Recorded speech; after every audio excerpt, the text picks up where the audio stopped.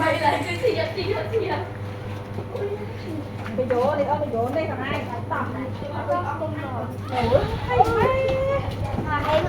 hay cái bánh miếng là cũng thêm thằng ốc ăn nè chuyện cài chuyện chị ạ có chị vô đi chỗ đi ôm chỗ đi ngon có chỗ này nay con này đi nay đó không có buôn nếp bơ fan bò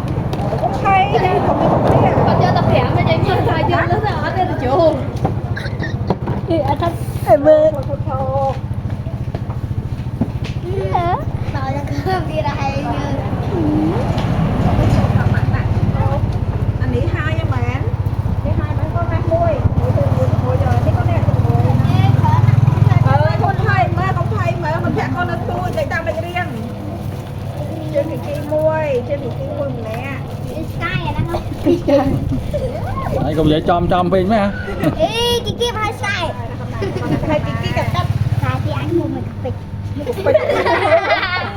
lên một thịt đấy chưa vừa đúng không má Cài chua bự chân. của anh nè bịch vô qua mình thấy phải đã món nào thì mua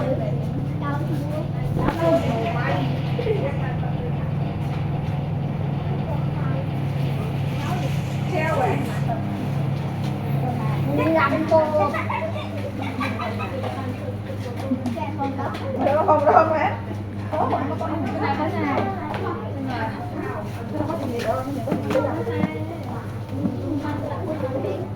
xin nha mẹ ngắn nha cái thôi cho lòng đêm buồn lòng bơi tới việc cho tam bông gì ơi mình ấy cho nó cu cọp luôn hai ai ăn vậy cũng ăn khỏe này con này gọi một thêm mấy hết con hả nhưng mà con cay xài con sẽ cay xài mình nốt mát nốt mà ai lạเลยđi tặng mắt lạ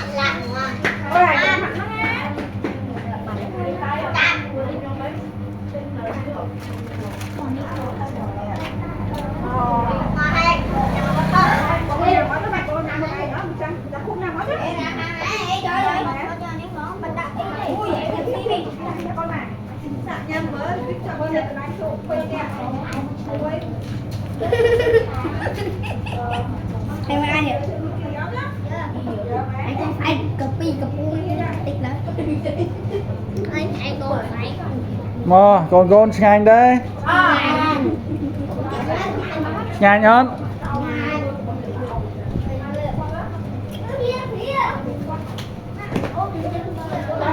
Nhắm ồn ư. Ôi, luôn mày. Nhắm một lát tinh mà.